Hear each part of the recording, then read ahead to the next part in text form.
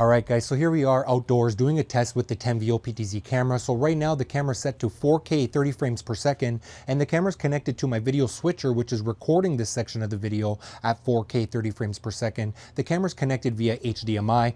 I'm recording and testing this out at 4K 30 frames because my video switcher is only capable of recording up to 4K 30 frames per second.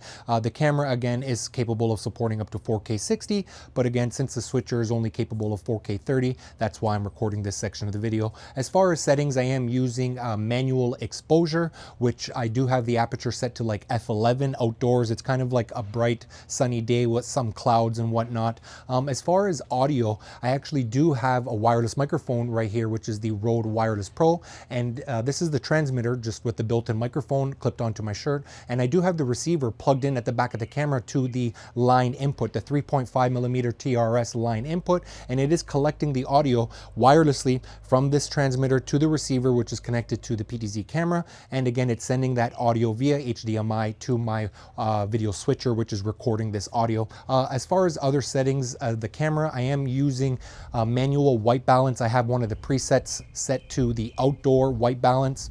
As far as the focus, I am using the autofocus default settings right out of the box. Sensitivity is like at medium or normal. I do want to do a quick test as far as the auto tracking, so I'm going to go ahead and turn that on. I do have an option over here on the remote control to turn on the AI auto tracking, but specifically I believe it turns on the auto framing. A few different settings as far as the AI auto tracking. We have like a presenter mode, the auto framing, and we also have a zone tracking mode as well. I'm going to go ahead and enable it on the remote control just because that's the easiest right now. So let's go ahead and enable that. So I've enabled the auto framing default settings. Let's go ahead and just kind of quickly move around a little bit right now. As you can see, the camera is following me.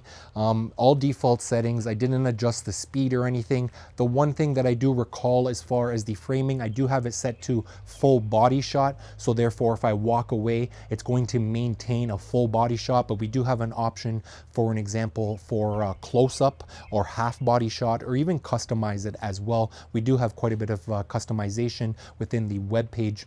Again, as long as the camera and your PC, for an example, is connected to the same network. So let's go ahead and take a few steps back over here and see how the camera continues that framing, and let's see how it performs.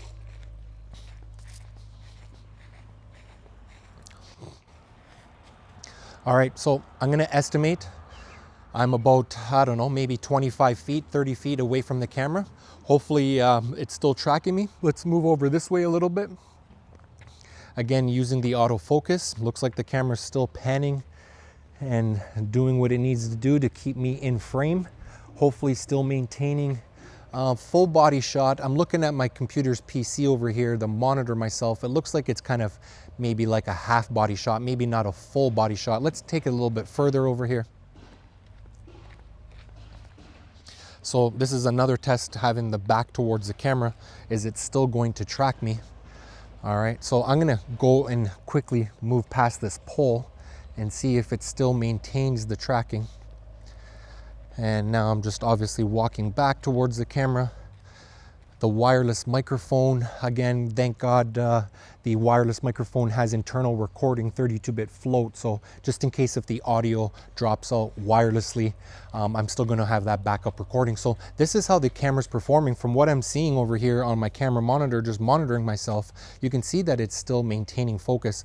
I'm going to do another quick test. I'm going to hide behind this wall temporarily just to kind of see what the camera does when it loses tracking. If I remember correctly, onto the web page, there's actually a few settings on what you want the camera to do when it loses tracking, and after how long of a period when it loses tracking, what do you want the camera to do? Do you want it to go to like a preset position, or do you want it to go back to like the home point or whatnot? So I believe I have it set to like maybe 12 or 15 seconds. So as long as I'm not kind of being hidden or, you know, away from the camera so it's not picking me up, as long as I'm not away for like 12, 15 seconds or so, because that's a setting that I chose, then it's going to just maintain that position, and hopefully I come back into frame and it starts picking me up again. So for my testing, it's going to work quite well. So let's go a quick little test, go to hide behind this wall over here. So I'm just going to count quickly, 1, 2, 3, 4, 5. And now for an example, if I pop back out, what does the camera do? It still keeps tracking me, as you see.